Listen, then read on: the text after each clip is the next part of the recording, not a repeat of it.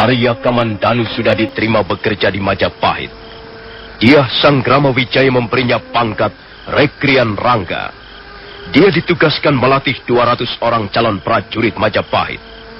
Malam harinya, Arya Kamandanu berbincang-bincang dengan Rangga Lawe dan Lembu Sora di rumah kediaman Rangga Lawe.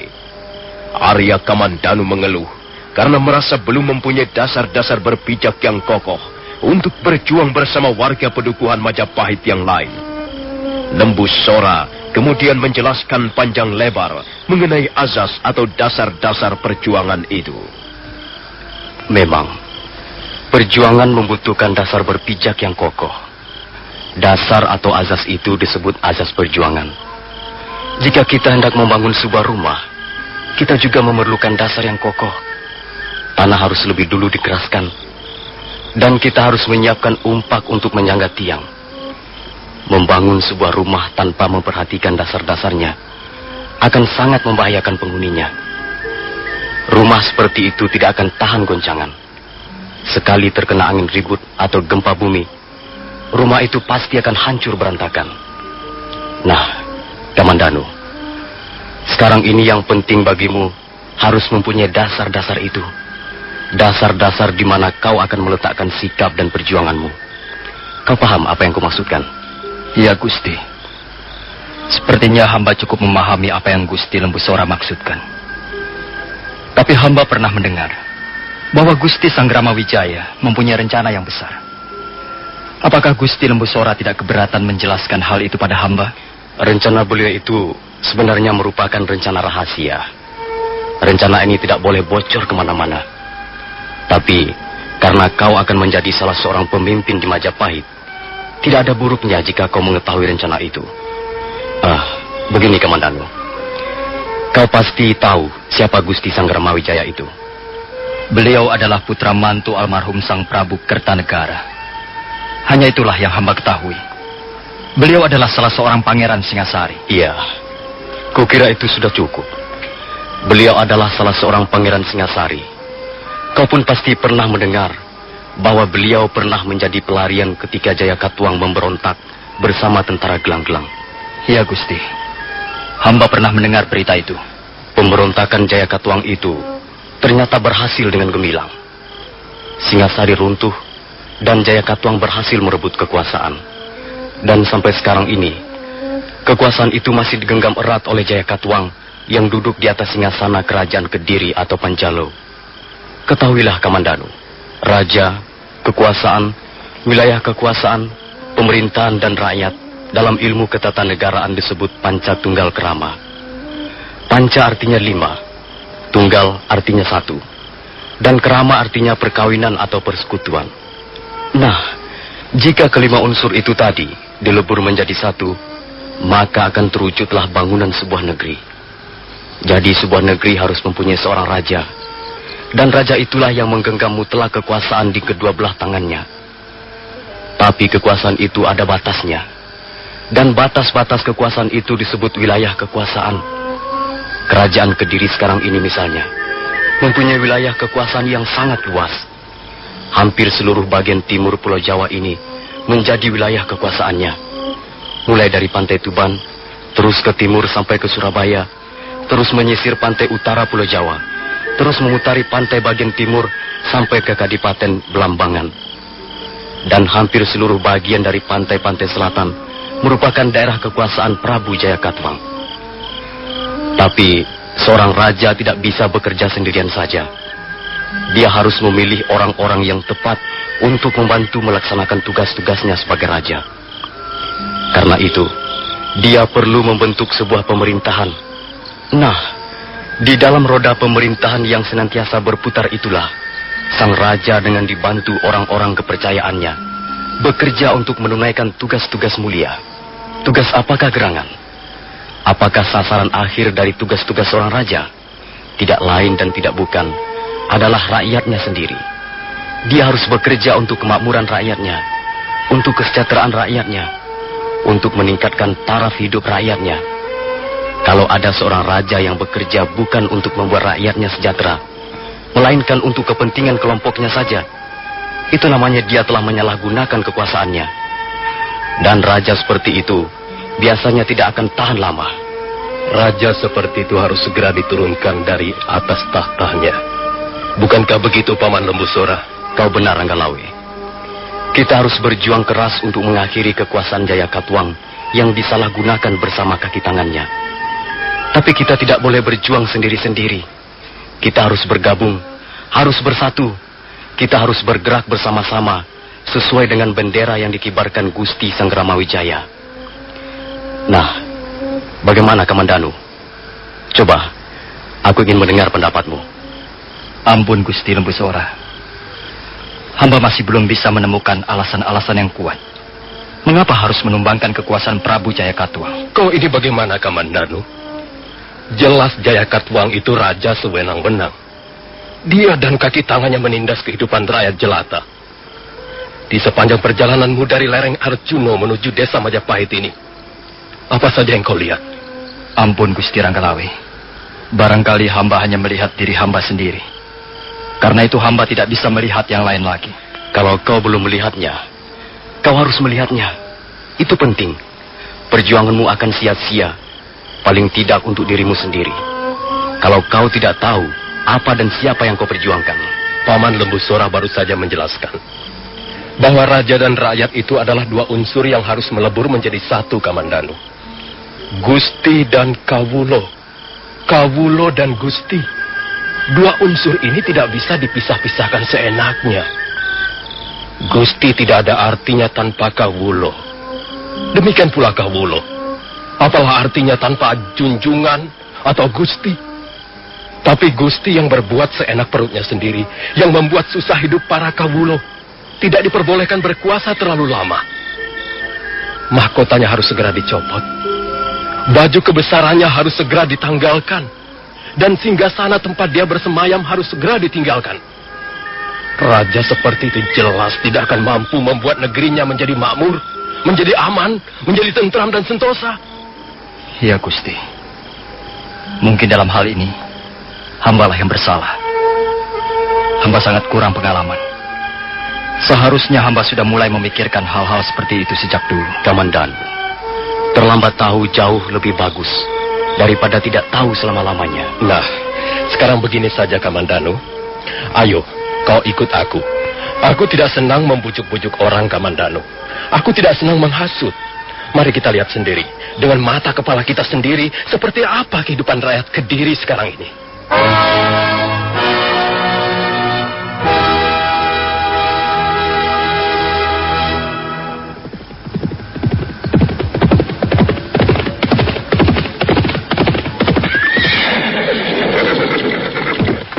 Bagaimana?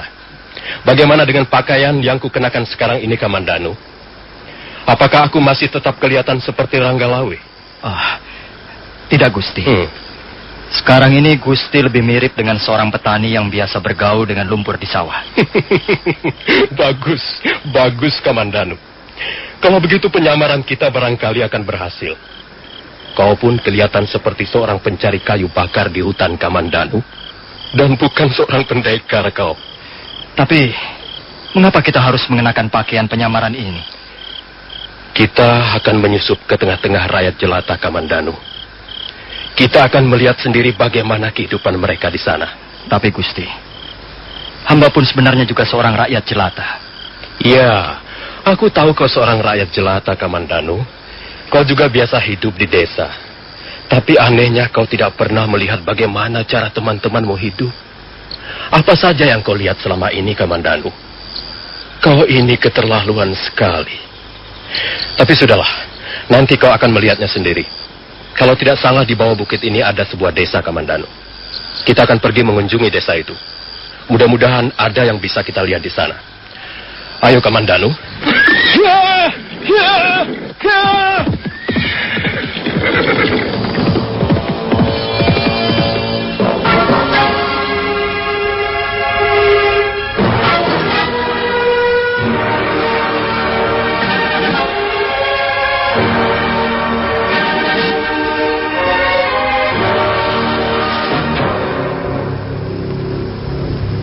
Setelah keluar dari perbatasan desa Majapahit, Arya Kamandanu dan Ranggalawe berkuda menyusuri daerah yang berbukit-bukit.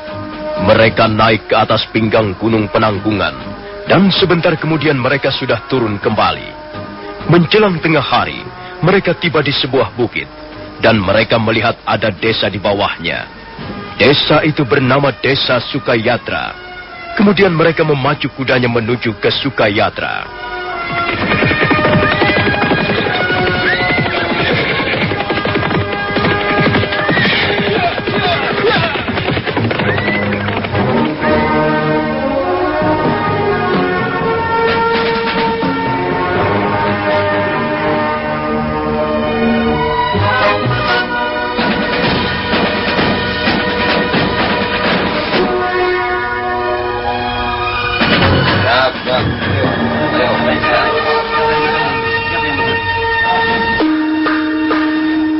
Tenang.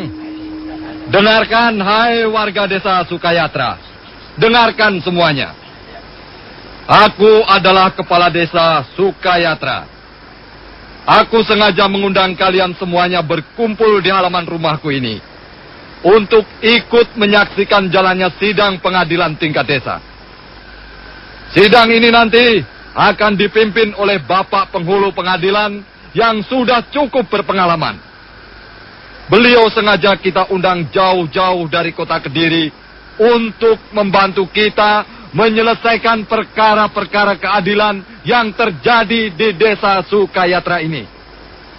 Barangkali kalian belum tahu siapa nama beliau. Nama beliau adalah Rakedaksa Sembah Pujadewa. Nah, beliau inilah orangnya. Yang berdiri di sebelahku inilah priayinya.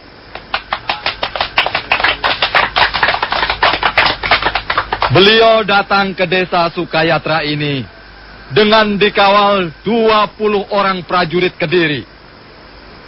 Beliau-beliau yang berdiri berjajar di sepanjang halaman inilah prajurit-prajurit Kediri yang gagah dan perkasa. Nah, Bapak Penghulu Pengadilan, hamba kira cukup sambutan dari hamba sebagai kepala desa.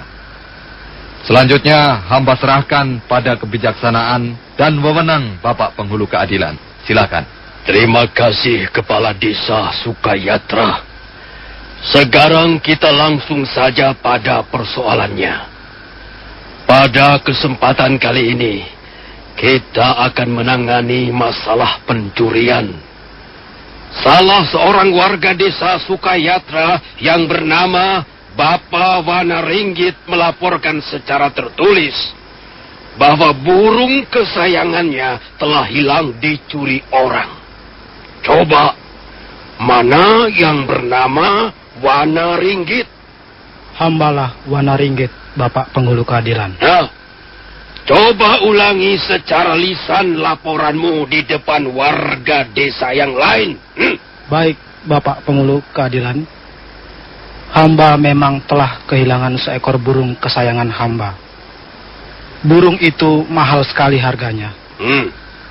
Di samping memang ocehannya sangat bagus, dia termasuk burung yang sudah langka. Burung itu bernama burung Jalak Sewu. Hamba sangat kecewa dan sedih melihat burung hamba itu hilang.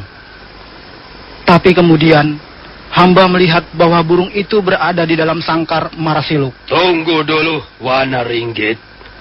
Kau melihat sendiri bahwa burungmu itu ada di dalam sangkar Marasiluk? Ya, Bapak Penghulu Keadilan.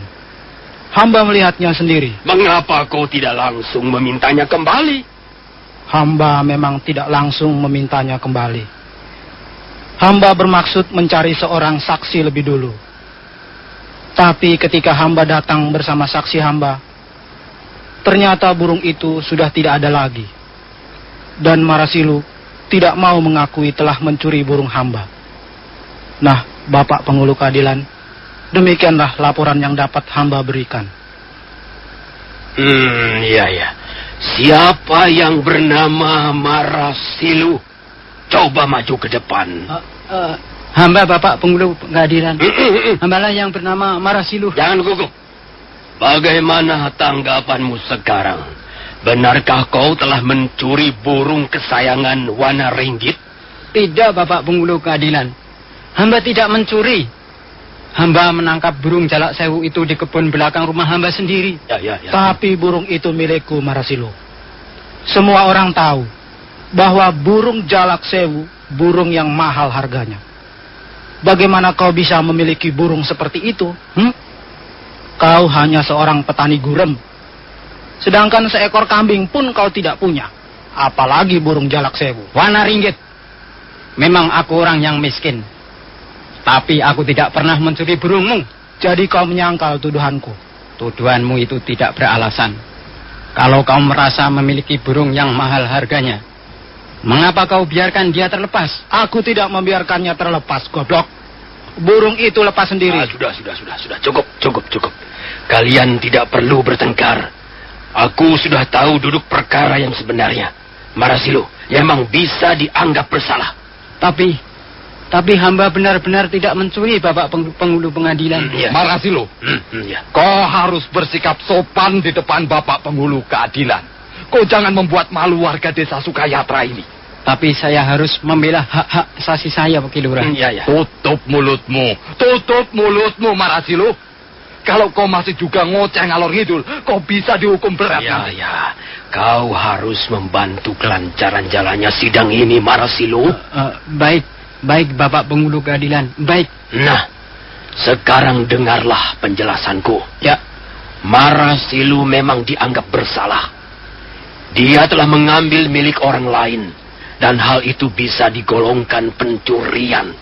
Karena itu, dia akan dijatuhi hukuman berdasarkan undang-undang mengenai pencurian.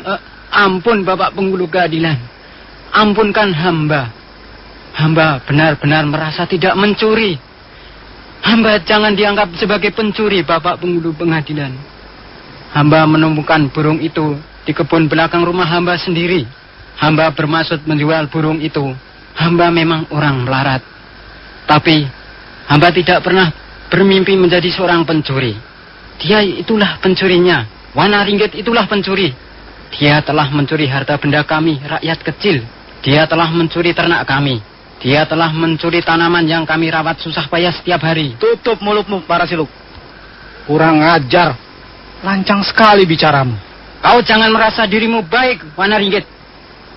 Semua orang tahu siapa kau. Kau tengkulak. Kau penipu.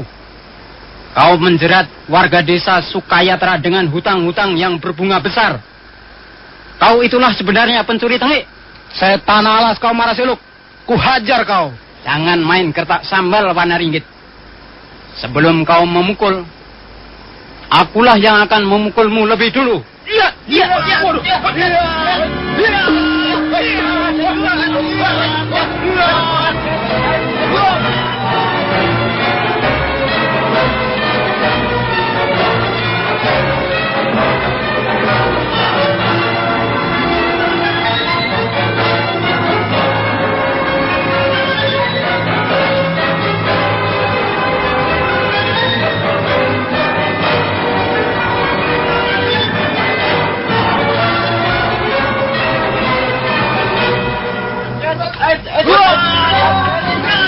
Wana Ringgit kelihatan marah sekali. Demikian juga Marasilu. Tapi dia sama sekali tidak menduga bahwa Marasilu akan menyerangnya. Halaman rumah kepala desa Sukayatra menjadi ribut.